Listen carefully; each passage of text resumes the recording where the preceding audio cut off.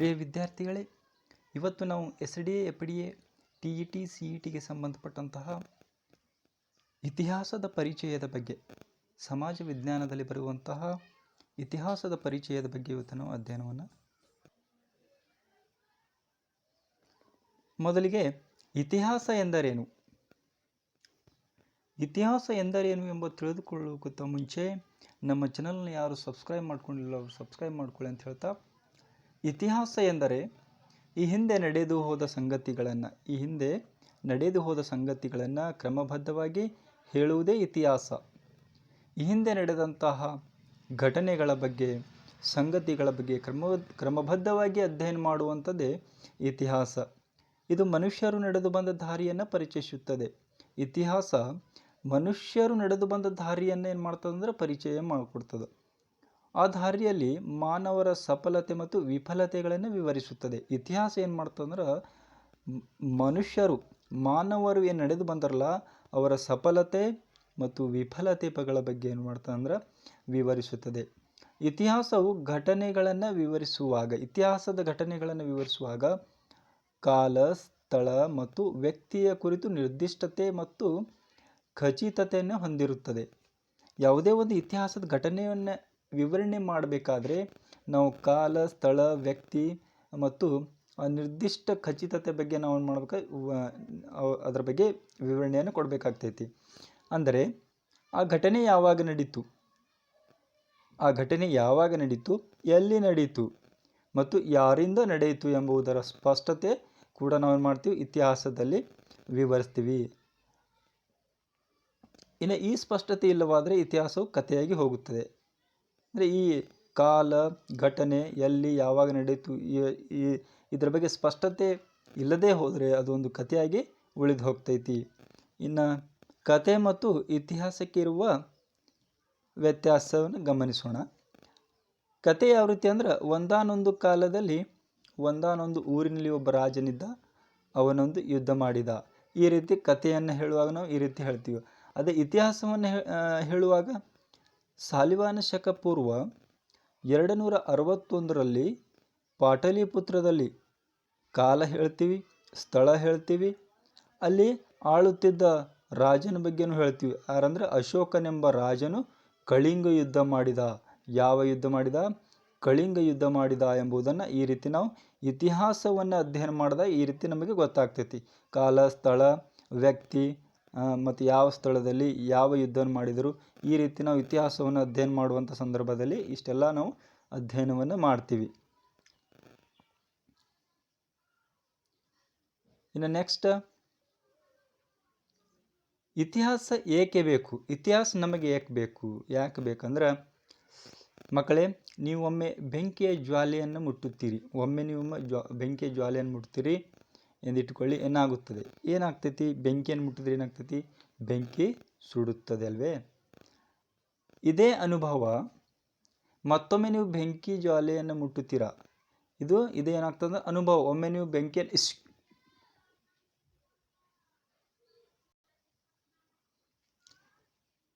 ನೀವು ಬೆಂಕಿಯನ್ನು ಮುಟ್ಟಿದ್ರೆ ಅದು ಸುಡ್ತದಂತ ಗೊತ್ತಾದ್ಮೇಲೆ ಅದು ಏನು ಮಾಡ್ತದೆ, ನಿಮಗೆ ಅನುಭವ ಆಗಿಬಿಡ್ತೈತಿ. ಅದೇ ಮತ್ತೊಮ್ಮೆ ನೀವು ಬೆಂಕಿ ಜ್ವಾಲೆಯನ್ನು ಮುಟ್ಟುವುದಿಲ್ಲಲ್ವಾ? ಇಲ್ಲ. ಯಾಕೆಂದರೆ ಮೊದಲು ಬೆಂಕಿಯ ಸುಟ್ಟ ಅನುಭವ ನಿಮಗೇನಾಗ್ತೈತಿ? ಸುಟ್ಟ ಅನುಭವ ಆಗಿರ್ತೈತಿ, ಹೌದಲ್ವಾ? ಅದಕ್ಕೆ ಅದನ್ನೇ ಏನು ಮಾಡ್ತೀರಿ? ನೆನಪು ಅಥವಾ ಜ್ಞಾಪಕ ಶಕ್ತಿ ಇಲ್ಲವೇ ಸ್ಮರಣ ಶಕ್ತಿ ಅಂಥೇಳಿ ಕರಿತೀರಿ. ಒಂದು ಸಾರಿ ನೀವು ಜ್ವಾಲೆಯನ್ನು ಮುಟ್ತೀರಿ, ಅದು ಸುಡ್ತೈತಿ ಗೊತ್ತಿದ್ರೂ ಅನುಭವ ಆಗ್ತೈತಿ. ಇನ್ನೊಮ್ಮೆ ನೀವು ಅದಕ್ಕೆ ಮುಟ್ಟಕ್ಕೆ ಹೋಗಲ್ಲ.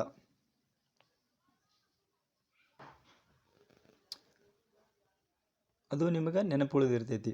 ಅದನ್ನೇ ನಾವೇನು ಮಾಡ್ತೀವಿ, ಏನಂತೀವಿ ಅಂದರೆ ನೆನಪು ಅಥವಾ ಜ್ಞಾಪಕ ಶಕ್ತಿ ಅಥವಾ ಸ್ಮರಣ ಶಕ್ತಿ ಅಂತೇಳಿ ಕರಿತೀವಿ. ಒಂದು ವೇಳೆ ಮನುಷ್ಯರಿಗೆ ಸ್ಮರಣ ಶಕ್ತಿ ಇಲ್ಲದೆ ಹೋದರೆ ಏನು ಮಾಡ್ತಿದ್ರು ಎಂಬುದನ್ನು ಅಂದ್ರೆ ಮಾಡಿದ ತಪ್ಪುಗಳನ್ನೇ ಮತ್ತೆ ಪದೇ ತಪ್ಪುಗಳನ್ನು ಮಾಡ್ತಾಯಿದ್ರು. ಇದರಿಂದ ಮಾನವರ ಪ್ರಗತಿ ಏನಾಗ್ತಿದೆ ಅಂದ್ರೆ ಸಾಧ್ಯವಾಗ್ತಿದ್ದಿಲ್ಲ, ಮಾನವರ ಪ್ರಗತಿನೇ ಆಗ್ತಾ ಇರಲಿಲ್ಲ. ನೆಕ್ಸ್ಟ್ ನೋಡೋಣ. ಹಾಗಾದರೆ ಮನುಷ್ಯರ ಪ್ರಗತಿ ಸ್ಮರಣಶಕ್ತಿ ಇದ್ದಂತೆ ಒಂದು ಸಮಾಜ ಅಥವಾ ಒಂದು ದೇಶದ ಪ್ರಗತಿಗೆ ಸ್ಮರಣಶಕ್ತಿ ಇರಬೇಕಲ್ವೇ? ಒಂದು ದೇಶ ಪ್ರಗತಿಯನ್ನು ಹೊಂದಬೇಕಾದ್ರೆ ಒಬ್ಬ ಮನುಷ್ಯನಿಗೆ ಸ್ಮರಣ ಶಕ್ತಿ ಇರಲೇಬೇಕು. ಹೌದು, ಇರಬೇಕು. ಹಾಗಾದರೆ ಯಾವುದು ಸಮಾಜಕ್ಕೆ ಅಥವಾ ದೇಶಕ್ಕೆ ಇರಬಹುದಾದ ಸ್ಮರಣ ಶಕ್ತಿ?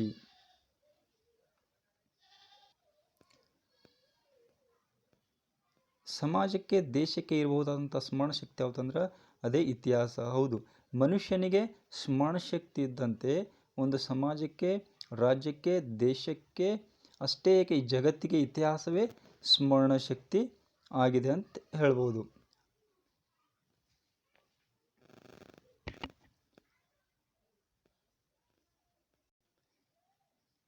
ಇವರನ್ನು ನಾವು ಇತಿಹಾಸದ ಪಿತಾಮಹ ಅಂತೇಳಿ ಕರಿತೀವಿ. ಯಾರಂದ್ರೆ ಹೆರೋಡೋಟಸ್.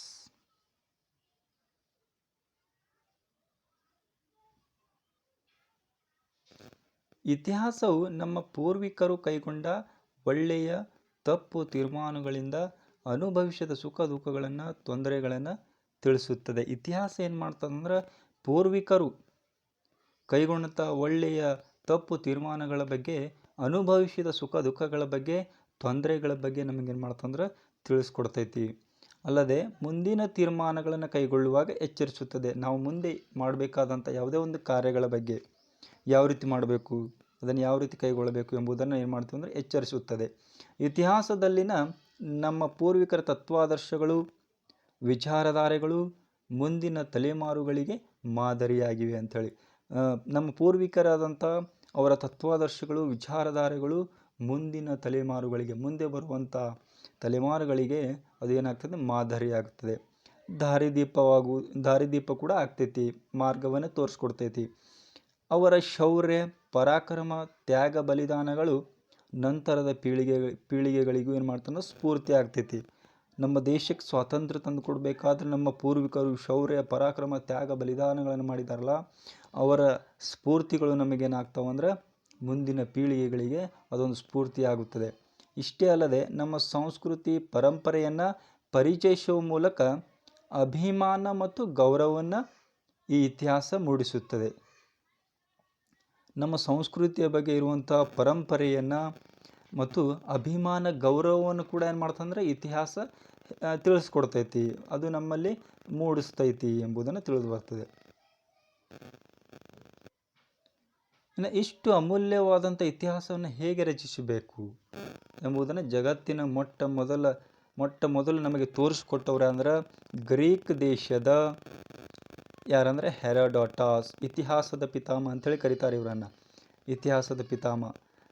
ಅಮೂಲ್ಯವಾದಂಥ ಇತಿಹಾಸವನ್ನು ಯಾವ ರೀತಿ ರಚನೆಯನ್ನು ಮಾಡಬೇಕು, ಯಾವ ರೀತಿ ಕಟ್ಟಬೇಕು ಎಂಬುದನ್ನು ನಮಗೆ ಮೊಟ್ಟ ಮೊದಲು ತೋರಿಸ್ಕೊಟ್ಟವ್ರು ಅಂದ್ರೆ ಗ್ರೀಕ್ ದೇಶದ ಹೆರೋಡೋಟಸ್ ಅಂಥೇಳಿ. ಗ್ರೀಕ್ ದೇಶದ ಹೆರೋಡೋಟಸ್ ಆದಂತಹ ಇವರನ್ನು ನಾವು ಇತಿಹಾಸದ ಪಿತಾಮಹ ಅಂತ ಕರಿತೀವಿ. ನಾಳೆ ಎಕ್ಸಾಮ್ನಲ್ಲಿ ಕೇಳ್ಬೋದು, ಇತಿಹಾಸದ ಪಿತಾಮಹ ಅಂತೇಳಿ ಯಾರನ್ನು ಕರಿತೀವಿ? ಯಾರಂದರೆ ಹೆರೋಡೋಟಸ್ನನ್ನು ಇತಿಹಾಸದ ಪಿತಾಮಹ ಅಂತ ಕರಿತೀವಿ. ಯಾವ ದೇಶದವನು? ಗ್ರೀಕ್ ದೇಶದವನು ಅಂಥೇಳಿ ಈ ರೀತಿ ಪ್ರಶ್ನೆಗಳನ್ನು ಕೇಳ್ಬೋದು. ಇನ್ನು ಆಧಾರಗಳು. ಇತಿಹಾಸ ರಚಿಸುವವರನ್ನು ಇತಿಹಾಸಕಾರರು ಎನ್ನುತ್ತಾರೆ. ಇತಿಹಾಸವನ್ನು ರಚಿಸುವವರನ್ನು ಏನಂತಾರೆ ಅಂದರೆ ಇತಿಹಾಸಕಾರರು ಅಂಥೇಳಿ ಕರೀತಾರೆ. ಇವರು ಇತಿಹಾಸವನ್ನು ನಿರ್ದಿಷ್ಟವಾಗಿ, ಖಚಿತವಾಗಿ ಹೇಳಲು ಸಾಕ್ಷ್ಯಾಧಾರಗಳನ್ನು ಬಳಸಿಕೊಳ್ಳುತ್ತಾರೆ. ಯಾವುದೇ ಒಂದು ಇತಿಹಾಸವನ್ನು ನಿರ್ದಿಷ್ಟವಾಗಿ ಮತ್ತು ಸ್ಪಷ್ಟವಾಗಿ, ಖಚಿತವಾಗಿ ಹೇಳಬೇಕಾದ್ರೆ ಅವರು ಏನನ್ನು ಬಳಸ್ಕೊಂಡ್ರು ಅಂದ್ರೆ ಆಧಾರಗಳನ್ನು ಬಳಸ್ಕೊಂಡ್ರು. ಆದ್ದರಿಂದ ಆಧಾರವಿಲ್ಲದೆ ಇತಿಹಾಸವಿಲ್ಲದೆ ಹೇಳಲಾಗುವುದು. ಆದ್ದರಿಂದ ಏನು ಹೇಳ್ತೀವಿ ಅಂದ್ರೆ ಆಧಾರವಿಲ್ಲದೆ ಯಾವುದೇ ಇತಿಹಾಸವಿಲ್ಲ. ಹಾಗಾದರೆ ಇತಿಹಾಸದ ಆಧಾರಗಳು ಯಾವುವು ಎಂಬ ಪ್ರಶ್ನೆ ನಿಮ್ಮಲ್ಲಿ ಮೂಡಬಹುದು. ಇತಿಹಾಸದ ಆಧಾರಗಳಲ್ಲಿ ಪ್ರಮುಖವಾಗಿ 2 ವಿಧಗಳನ್ನು ನೋಡ್ತೀವಿ. ಆ 2 ವಿಧಗಳು ಯಾವುವಂದ್ರೆ, ಒಂದನೇದು ಏನಂತಂದ್ರೆ ಸಾಹಿತ್ಯಿಕ ಆಧಾರಗಳು ಅಂತೇಳಿ, ಎರಡನೇದು ಪುರಾತತ್ವ ಆಧಾರಗಳು ಅಂತೇಳಿ. ಇನ್ನು ಸಾಹಿತ್ಯಿಕ ಆಧಾರಗಳು ಯಾವುವು ನೋಡೋಣ. ಇತಿಹಾಸದ ಹಿನ್ನೆಲೆಯಲ್ಲಿ ಸಾಹಿತ್ಯ ಎಂದರೆ ಬರವಣಿಗೆ ಅಥವಾ ಬಾಯಿಂದ ಬಾಯಿಗೆ ಹರಿದು ಬಂದಿರುವ ಸಂಗತಿಗಳು ನಾವೇನು ಮಾಡ್ತೀವಿ, ಇತಿಹಾಸದ ಹಿನ್ನೆಲೆ ಅಂತ ಹೇಳಿ ಕರಿತೀವಿ. ಇವುಗಳಲ್ಲಿ 2 ವಿಧ, ಒಂದು ಲಿಖಿತ ಸಾಹಿತ್ಯವಾದರೆ ಇನ್ನೊಂದು ಮೌಖಿಕ ಸಾಹಿತ್ಯ ಅಂತೇಳಿ. ಒಂದು ಲಿಖಿತ, ಇನ್ನೊಂದು ಮೌಖಿಕ ಸಾಹಿತ್ಯ ಅಂಥೇಳಿ. ಲಿಖಿತ ಸಾಹಿತ್ಯವನ್ನು ದೇಶಿ ಸಾಹಿತ್ಯ ಮತ್ತು ವಿದೇಶಿ ಸಾಹಿತ್ಯಗಳೆಂದು ವಿಂಗಡಿಸಲಾಗುವುದು. ದೇಶಿ ಲಿಖಿತ ಸಾಹಿತ್ಯವನ್ನು ಏನಂತ ಹೇಳಿ ಕರಿತೀವಿ ಅಂದ್ರೆ, ಒಂದು ದೇಶೀಯ ಸಾಹಿತ್ಯ, ಇನ್ನೊಂದು ವಿದೇಶಿ ಸಾಹಿತ್ಯ ಅಂತೇಳಿ ವಿಂಗಡಿಸಲಾಗ್ತದೆ. ಇನ್ನು ಮೌಖಿಕ ಸಾಹಿತ್ಯವು ಜನಪದ ಗೀತೆ, ಕತೆ, ಲಾವಣಿ, ಐತಿಹ್ಯ ಮೊದಲಾದವುಗಳನ್ನು ಒಳಗೊಂಡಿರ್ತದೆ. ಮೌಖಿಕ ಸಾಹಿತ್ಯ ಏನನ್ನು ಒಳಗೊಂಡಿರ್ತದೆ ಅಂದ್ರೆ, ಜನಪದ ಗೀತೆ, ಕತೆ, ಲಾವಣಿ, ಐತಿಹ್ಯಗಳನ್ನು ಒಳಗೊಂಡಿರುತ್ತದೆ. ಲಿಖಿತ ಸಾಹಿತ್ಯ ರಚಿಸುವವರು ಅಕ್ಷರಸ್ಥರಾದರೆ, ಲಿಖಿತ ಸಾಹಿತ್ಯಗಳನ್ನು ರಚಿಸುವವರು ಯಾರಂದ್ರೆ ಅಕ್ಷರಸ್ಥರಾಗಿರ್ತಾರೆ. ಅದೇ ಮೌಖಿಕ ಸಾಹಿತ್ಯವನ್ನು ರಚಿಸುವವರು ಅನಕ್ಷರಸ್ಥರಾಗಿರ್ತಾರೆ. ಯಾಕಂದ್ರೆ ಮೌಖಿಕ ಸಾಹಿತ್ಯ ಅದು ಜನಪದ ಗೀತೆ, ಕತೆ, ಲಾವಣಿ ಮುಖಾಂತರ ಅದನ್ನು ಒಳಗೊಂಡಿರ್ತದೆ. ಅವರಿಗೆ ಅಕ್ಷರಸ್ಥರ ಬೇಕಾಗಿರುವುದಿಲ್ಲ. ಆದರೆ ಲಿಖಿತವಾಗಿ ಸಾಹಿತ್ಯವನ್ನು ರಚಿಸಬೇಕಾದರೆ ಅಕ್ಷರಸ್ಥರಾಗಿರಬೇಕು. ಇನ್ನು ನೆಕ್ಸ್ಟ್ ಪುರಾತತ್ವ ಆಧಾರಗಳು.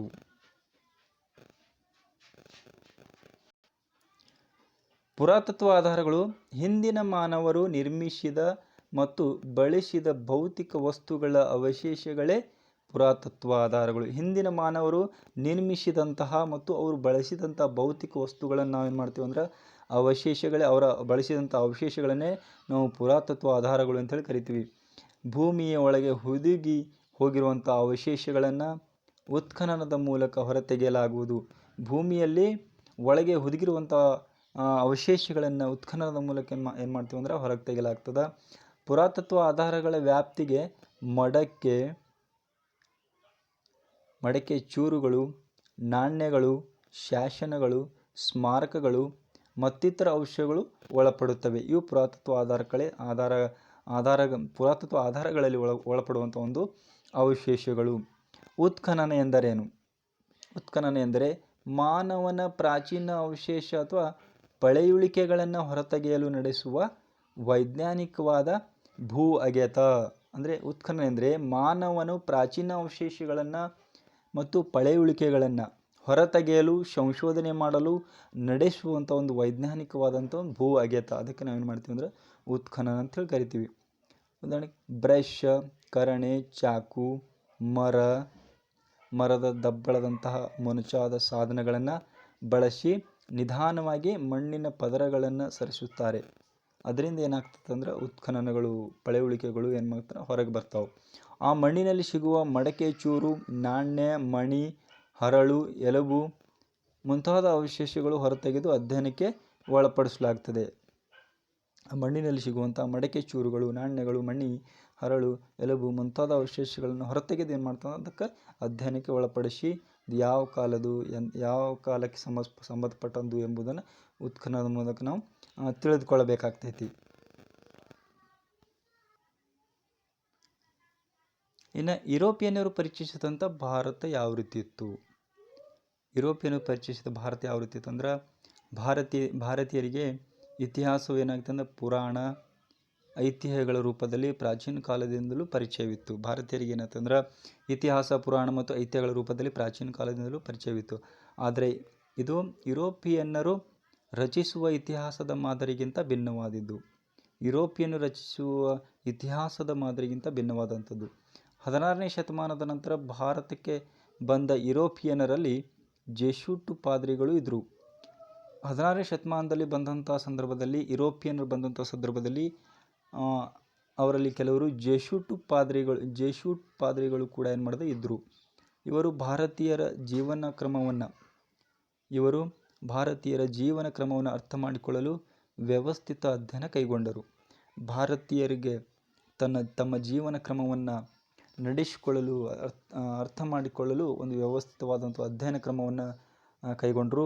ಅವರಲ್ಲಿ ಆಗ್ರಾದಲ್ಲಿ ನೆಲೆಸಿದ್ದ ಹೆನ್ರಿಚ್ ರೋತ್ ಅಂಥೇಳಿ, ಆಗ್ರಾದಲ್ಲಿ ನೆಲೆಸಿದಂಥ ಹೆನ್ರಿಚ್ ರೋತ್ ಎಂಬಾತನು ಇಂದಿಗೆ 350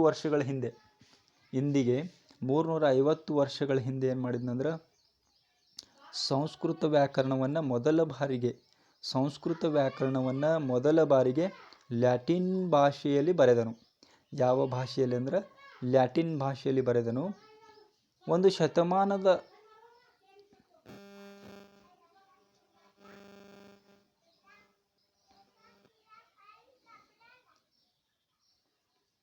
ಒಂದು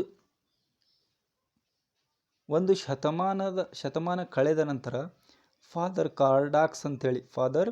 ಕಾರ್ಡಾಕ್ಸ್ ಎಂಬಾತನು ಸಂಸ್ಕೃತ ಮತ್ತು ಯುರೋಪಿಯನ್ ಭಾಷೆಗಳ ನಡುವೆ ಸಂಬಂಧವಿದೆ ಎಂಬುದನ್ನು ಮೊದಲ ಬಾರಿಗೆ ಗುರುತಿಸಿದನು. ಸಂಸ್ಕೃತ ಮತ್ತು ಯುರೋಪಿಯನ್ ಭಾಷೆಗಳ ನಡುವೆ ಸಂಬಂಧವಿದೆ ಎಂಬುದನ್ನು ಗುರುತಿಸಿದವನು ಫಾದರ್ ಕಾರ್ಡಾಕ್ಸ್ ಅಂಥೇಳಿ.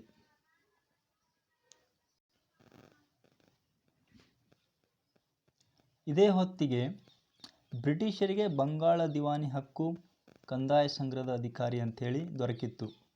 ಬ್ರಿಟಿಷರಿಗೆ ಬಂಗಾಳದ ದಿವಾನಿ ಹಕ್ಕು ಕಂದಾಯ ಸಂಗ್ರಹದ ಅಧಿಕಾರಿ ದೊರಕಿತ್ತು. ಆದ್ದರಿಂದ ಬ್ರಿಟಿಷ್ ಅಧಿಕಾರಿಗಳು ಭಾರತೀಯರೊಂದಿಗೆ ವ್ಯವಹರಿಸುವ ಸಲುವಾಗಿ ಭಾರತೀಯರ ಇತಿಹಾಸ, ಸಂಪ್ರದಾಯ, ಆಚಾರ, ವಿಚಾರ, ನಂಬಿಕೆ, ಕಾನೂನುಗಳನ್ನು ಅರ್ಥ ಮಾಡಿಕೊಳ್ಳಲು ಮುಂದಾದರು.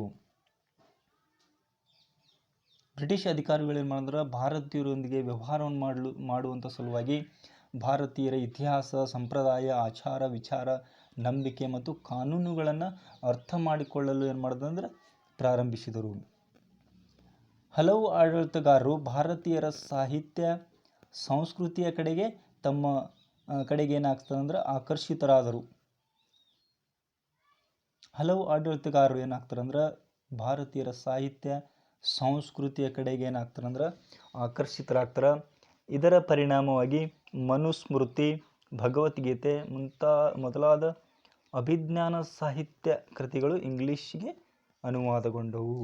ಇದರ ಪರಿಣಾಮವಾಗಿ ಹಲವು ಆಡಳಿತಗಾರ ಏನು ಮಾಡ್ತಂದ್ರೆ ಭಾರತೀಯ ಸಾಹಿತ್ಯ, ಸಂಸ್ಕೃತಿ ಕಡೆಗೆ ತಮ್ಮ ಒಲವನ್ನು ತೋರಿಸಿ ಆಕರ್ಷಿತರಾಗಿ, ಇದರ ಪರಿಣಾಮವಾಗಿ ಏನಾಗ್ತಾವಂದ್ರೆ ಮನುಸ್ಮೃತಿ, ಭಗವದ್ಗೀತೆ ಇವೆಲ್ಲ ಮೊದಲಾದ ಅಭಿಜ್ಞಾನ ಸಾಹಿತ್ಯ ಕೃತಿಗಳು ಏನಾಗ್ತಾವಂದ್ರೆ ಇಂಗ್ಲೀಷ್ ಭಾಷೆಗೆ ಅನುವಾದಗೊಳ್ತಾವ, ಟ್ರಾನ್ಸ್ಲೇಷನ್ ಆಗ್ತಾವೆ.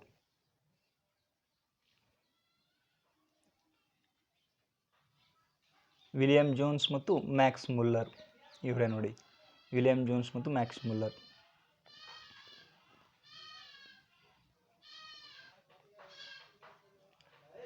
ಭಾರತೀಯ ಶಾಸ್ತ್ರದ ಇಂಡಾಲಜಿ ಅಧ್ಯಯನಕ್ಕೆ ಮಹತ್ವದ ಹೆಜ್ಜೆ ಇಟ್ಟ ಇಂಗ್ಲಿಷ್ ಅಧಿಕಾರಿ ಅಂದರೆ ಸರ್ ವಿಲಿಯಂ ಜೋನ್ಸ್.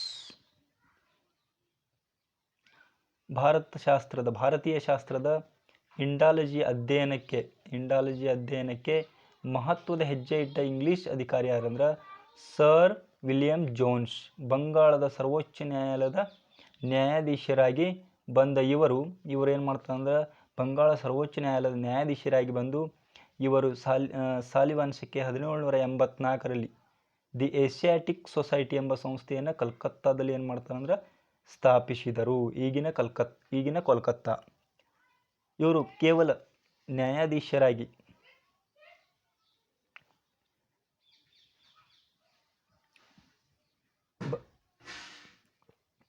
ಬಂಗಾಳದ ಸರ್ವೋಚ್ಚ ನ್ಯಾಯಾಲಯದ ನ್ಯಾಯಾಧೀಶರಾಗಿ ಬಂದಂತಹ ಇವರು ಸಾಲಿವಾನ್ಶಕ 1784ರಲ್ಲಿ ದಿ ಏಷ್ಯಾಟಿಕ್ ಸೊಸೈಟಿ ಎಂಬ ಸಂಸ್ಥೆಯನ್ನು ಕಲ್ಕತ್ತಾದಲ್ಲಿ ಏನು ಮಾಡ್ತಾನೆ ಸ್ಥಾಪನೆ ಮಾಡಿದರು. ಬಹುಭಾಷಾ ಪಂಡಿತರಾಗಿದ್ದ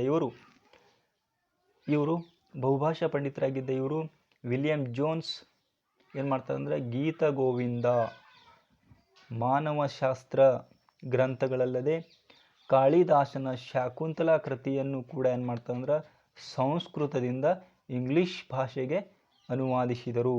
ವಿಲಿಯಂ ಜೋನ್ಸ್ ರವರು ಇಂಗ್ಲಿಷ್ ಭಾಷೆಗೆ ಅನುವಾದಿಸಿದಂಥ ಕೃತಿಗಳು ಯಾವಂದ್ರೆ ಗೀತ ಗೋವಿಂದ, ಮಾನವ ಧರ್ಮಶಾಸ್ತ್ರ, ಕಾಳಿದಾಸನ ಶಾಕುಂತಲಾ ಕೃತಿಗಳನ್ನು, ಇವೆಲ್ಲ ಸಂಸ್ಕೃತದಲ್ಲಿದ್ದಂಥದ್ದನ್ನು ಇಂಗ್ಲಿಷ್ ಭಾಷೆಗೆ ಏನು ಮಾಡ್ತಾರಂದ್ರೆ ಅನುವಾದಿಸಿದರು. ಮತ್ತೋರ್ವ ಪ್ರಮುಖ ಪೌರಾತ್ಯವಾದಿ ಯಾರಂದ್ರೆ ಹಾಗೂ ಭಾರತೀಯ ಶಾಸ್ತ್ರಜ್ಞ ಅಂದರೆ ಮ್ಯಾಕ್ಸ್ ಮುಲ್ಲರ್ ಅಂಥೇಳಿ ಭಾರತೀಯ ಶಾಸ್ತ್ರಜ್ಞ ಅಂಥೇಳಿ ಕರೀತಾರೆ. ಇವನು ಜರ್ಮನ್ ದೇಶದವನು. ಇವರು sacred book of the East ಹೆಸರಿನಲ್ಲಿ 50 ಸಂಪುಟಗಳನ್ನು ಇಂಗ್ಲಿಷಿಗೆ ತಂದರು. ಉಪಯುಕ್ತವಾದಿಗಳ ಗುಂಪಿಗೆ ಸೇರುವ ಜೇಮ್ಸ್ ಮಿಲ್ ಎಂಬ ಸ್ಕಾಟ್ಲ್ಯಾಂಡಿನ ಇತಿಹಾಸಕಾರರು ಹಿಸ್ಟರಿ ಆಫ್ ಇಂಡಿಯಾ ಹೆಸರಿನಲ್ಲಿ ಏನು ಮಾಡ್ತಾರಂದ್ರೆ ಹಿಸ್ಟರಿ ಆಫ್ ಇಂಡಿಯಾ ಹೆಸರಿನಲ್ಲಿ 6 ಸಂಪುಟಗಳ ಭಾರತದ ಇತಿಹಾಸವನ್ನು ರಚಿಸಿದರು. ಆದರೆ ಮ್ಯಾಕ್ಸ್ ಮುಲ್ಲರ್ ಆಗಲಿ, ಜೇಮ್ಸ್ ಮಿಲ್ ಆಗಲಿ ಎಂದೂ ಭಾರತಕ್ಕೆ ಬಂದವರಲ್ಲ. ಮ್ಯಾಕ್ಸ್ ಮುಲ್ಲರ್ ಆಗಲಿ ಮತ್ತು ಜೇಮ್ಸ್ ವಿಲಿಯಂ ಆಗಲಿ ಎಂದು ಭಾರತಕ್ಕೆ ಬಂದವರಲ್ಲ. ಅಬೆ ಡುಬಾಯ್ಸ್ ಎಂಬ ಫ್ರೆಂಚ್ ಮಿಷನರಿ ಶ್ರೀರಂಗಪಟ್ಟಣ ಬಳಿ ಗಂಜಾಂಗೆ ಬಂದು ನೆಲೆಸಿದ್ದ. ಅಬೆ ಡುಬಾಯ್ಸ್ ಎಂಬ ಫ್ರೆಂಚ್ ಮಿಷನರಿ ಏನು ಮಾಡಿದಂದ್ರೆ ಶ್ರೀರಂಗಪಟ್ಟಣದ ಬಳಿ ಗಂಜಾಂಗೆ ಬಂದು ಅಲ್ಲಿ ನೆಲೆಸಿದ್ದ. ಸ್ಥಳೀಯ ಸಂಸ್ಕೃತಿಯನ್ನು ಅಳವಡಿಸಿಕೊಂಡು ಸನ್ಯಾಸಿಯಂತೆ ಬದುಕಿದ ಇವರನ್ನು ಜನರು ದೊಡ್ಡ ಸ್ವಾಮಿಯವರು ಎಂದು ಕರೆಯುತ್ತಿದ್ದರು. ದೊಡ್ಡ ಸ್ವಾಮಿಯವರು ಏನು ಮಾಡ್ತಾರೆ ಅಂದರೆ ದೊಡ್ಡ ಸ್ವಾಮಿ ಅಂತೇಳಿ ಇವರನ್ನು ಕರೀತಾರೆ. ಇವರು Hindu master customs and ceremonies ಎಂಬ ಕೃತಿಗಳನ್ನು ಬರೆದರು. ಅಬೆ ಡುಬಾಯ್ಸ್ ಅವರು ಬರೆದಂಥ ಕೃತಿಗಳು ಯಾವಂದ್ರೆ Hindu manners custom and ceremonies ಎಂಬ ಕೃತಿಗಳನ್ನು ಬರೆದರು. ಇದರಲ್ಲಿ ಭಾರತೀಯರ ಆಚಾರ ವಿಚಾರ, ಹಬ್ಬ ಹರಿದಿನ, ವರ್ಣಾಶ್ರಮ ವ್ಯವಸ್ಥೆ ಮೊದಲಾದವುಗಳನ್ನು ಕುರಿತು ಬರೆದಿದ್ದಾರೆ. ಭಾರತೀಯರ ಆಚಾರ ವಿಚಾರ, ಹಬ್ಬ ಹರಿದಿನಗಳ ಬಗ್ಗೆ ಏನು ಮಾಡ್ತಾರೆ ಅಂದರೆ ಈ ಕೃತಿಗಳಲ್ಲಿ ಬರೆದಿದ್ದಾರೆ. 24 ವರ್ಷಗಳ ಕಾಲ ಇಲ್ಲಿಯೇ ನೆಲೆಸಿದ್ದ ಅಬೆ ಡುಬಾಯ್ಸ್ ಆನಂತರ ಫ್ರಾನ್ಸಿಗೆ ಹಿಂತಿರುಗಿದರು. ಸುಮಾರು 24 ವರ್ಷಗಳ ಕಾಲ ಭಾರತದಲ್ಲೇ ಇದ್ದು ಇಲ್ಲಿರುವ ಸಂಸ್ಕೃತಿಗಳನ್ನು, ವಿಚಾರಗಳನ್ನು, ಹಬ್ಬ ಹರಿದಿನಗಳನ್ನು ತಮ್ಮ ಕೃತಿಗಳಲ್ಲಿ ಬರೆದು ಏನು ಮಾಡ್ತಾರೆ ಅಂದ್ರೆ ನಂತರ ಫ್ರಾನ್ಸಿಗೆ ಹಿಂತಿರುಗಿದರು. ಇವರೇ ನೋಡಿ ಅಬೆ ಡುಬಾಯ್ಸ್ ಇವರೇ. ಇಲ್ಲಿ ಸ್ವಲ್ಪ ಗಮನಿಸಿ. ಸಾಶ ಎಂದರೆ ಸಾಮಾನ್ಯ ಶಕೆ ಅಂಥೇಳಿ, ಸಾಶ ಪೂ ಎಂದರೆ ಸಾಮಾನ್ಯ ಶಕ ಪೂರ್ವ ಅಂಥೇಳಿ, ಕ್ರಿಶ ಎಂದರೆ ಕ್ರಿಸ್ತಶಕ ಮತ್ತು ಕ್ರಿಶಕ ಪೂರ್ವ ಅಂದರೆ ಪ್ರಯೋಗಗಳೇ ಬದಲಾಗಿ ಶಾಶ, ಕ್ರಿಶ ಮತ್ತು ಕ್ರಿಪು ಬದಲಾಗಿ ಶಾಶ ಮತ್ತು ಸಾಶ ಪೂ ಅಂಥೇಳಿ ಸಮಾಜ ವಿಜ್ಞಾನ ಪಠ್ಯಪುಸ್ತಕಗಳಲ್ಲಿ ಬಳಸಲಾಗಿದೆ. ಹೊಸ ಶಬ್ದಗಳ ಪರಿಚಯ ನೋಡಿ. ಜೆಸುಟ್ ಇಗ್ನೇಷಿಯಸ್ ಲಯೋಲಾ ಎಂಬಾತನು ಸಾಮಾನ್ಯ ಶಕ 1534ರಲ್ಲಿ ಪ್ಯಾರಿಸ್ನಲ್ಲಿ ಜೀಸಸ್ ಸಂಘವನ್ನು ಕಟ್ಟಿದನು. ಇಗ್ನೇಷಿಯಸ್ ಲಯೋಲಾ ಎಂಬಾತನು ಕ್ರಿಸ್ತಶಕ 1534ರಲ್ಲಿ ಪ್ಯಾರಿಸ್ನಲ್ಲಿ ಏನು ಮಾಡ್ತಂದ್ರೆ ಜೀಸಸ್ ಸಂಘವನ್ನು ಕಟ್ತಾನೆ. ಇದು ಪುರುಷ ಕ್ಯಾಥೋಲಿಕ್ ಪಂಥೀಯ ಧರ್ಮಾಸಕ್ತರ ಸಭೆಯಾಗಿತ್ತು. ಯಾವುದಂದ್ರೆ ಜೀಸಸ್ ಸಂಘ. ಈ ಜೀಸಸ್ ಸಂಘದ ಸದಸ್ಯರೇ ಜೆಸುಟ್ಗಳು. ಈ ಜೀಸಸ್ ಸಂಘದ ಸದಸ್ಯರನ್ನು ಏನು ಕರೀತಾರೆ ಅಂದ್ರೆ ಜೆಸುಟ್ಗಳು ಅಂಥೇಳಿ ಕರೀತಾರೆ. ಇನ್ನು ಮಿಷನರಿ ಅಂದರೆ ವಿದೇಶಗಳಲ್ಲಿ ಕ್ರೈಸ್ತ ಧರ್ಮದ ಪ್ರಚಾರಕ್ಕಾಗಿ ಕಳುಹಿಸಲ್ಪಡುವಂಥ ಒಂದು ಧರ್ಮ ಪ್ರಚಾರಕರನ್ನು ಮಿಷನರಿ ಅಂಥೇಳಿ ಕರೀತಾರೆ. ಮಿಷನರಿ ಅಂದರೆ ವಿದೇಶಗಳಲ್ಲಿ ಕ್ರೈಸ್ತ ಧರ್ಮದ ಪ್ರಚಾರಕ್ಕಾಗಿ ಕಳುಹಿಸಲ್ಪಡುವಂಥ ಧರ್ಮ ಪ್ರಚಾರಕರನ್ನು ಮಿಷನರೀಸ್ ಅಂಥೇಳಿ ಕರೀತಾರೆ. ಇನ್ನು ಭಾರತೀಯ ಶಾಸ್ತ್ರ ಅಂದರೆ ಐಡಿಯಾಲಜಿ ಅಂದರೆ ಭಾರತದ ಇತಿಹಾಸ ಮತ್ತು ಸಂಸ್ಕೃತಿಯನ್ನು ಕುರಿತು ಅಧ್ಯಯನ ನಡೆಸುವಂಥ ಒಂದು ಶಾಸ್ತ್ರ. ಭಾರತೀಯ ಶಾಸ್ತ್ರ ಅಂದರೆ ಭಾರತ ಇತಿಹಾಸ ಮತ್ತು ಸಂಸ್ಕೃತಿಯನ್ನು ಕುರಿತು ಅಧ್ಯಯನ ಮಾಡುವಂಥದ್ದನ್ನು ಶಾಸ್ತ್ರ ಅಂತೇಳಿ ಕರೀತಾರೆ. ಇನ್ನು ಪೌರಾತ್ಯವಾದಿ ಅಂದರೆ ಪೂರ್ವ ದೇಶಗಳ ಇತಿಹಾಸ, ಸಂಸ್ಕೃತಿ, ಆಧ್ಯಾತ್ಮಿಕ ಮುಂತಾದವುಗಳ ಬಗ್ಗೆ ಒಲವುಳ್ಳ ಯುರೋಪಿಯನ್ ವಿದ್ವಾಂಸರನ್ನು ಏನು ಮಾಡ್ತಾರೆ ಅಂದ್ರೆ ಪೌರಾತ್ಯವಾದಿಗಳು. ಅಂದರೆ ಪೂರ್ವ ದೇಶಗಳ ಇತಿಹಾಸ, ಸಂಸ್ಕೃತಿ, ಆಧ್ಯಾತ್ಮ ಮುಂತಾದವುಗಳ ಬಗ್ಗೆ ಒಲವುಳ್ಳ ಯುರೋಪಿಯನ್ ವಿದ್ವಾಂಸರನ್ನು ಪೌರಾತ್ಯವಾದಿಗಳು ಅಂತೇಳಿ ಕರೀತಾರೆ. ಪ್ರಿಯ ವಿದ್ಯಾರ್ಥಿಗಳೇ, ಇಲ್ಲಿಯವರೆಗೆ ಭಾರತದ ಇತಿಹಾಸದ ಬಗ್ಗೆ ನಾವು ಇತಿಹಾಸದ ಪರಿಚಯದ ಬಗ್ಗೆ ಏನು ಮಾಡ್ತೀವಿ ಅಂದರೆ ಪರಿಚಯವನ್ನು ತಿಳ್ಕೊಂಡಿದ್ದೆವು. ಮುಂದಿನ ಕ್ಲಾಸ್ಗಳಲ್ಲಿ ನಾವು ಮುಂದಿನ ಪಾಠದ ಬಗ್ಗೆ ಅಧ್ಯಯನವನ್ನು ಮಾಡೋಣ ಅಂತ ಹೇಳ್ತಾ, ಈ ಪಾಠ ನಿಮಗೆ ಇಷ್ಟವಾಗಿದ್ದರೆ ನಮ್ಮ ಚಾನಲನ್ನು ಸಬ್ಸ್ಕ್ರೈಬ್ ಮಾಡ್ಕೊಳ್ಳಿ ಅಂತ ಹೇಳ್ತಾ ಧನ್ಯವಾದಗಳು.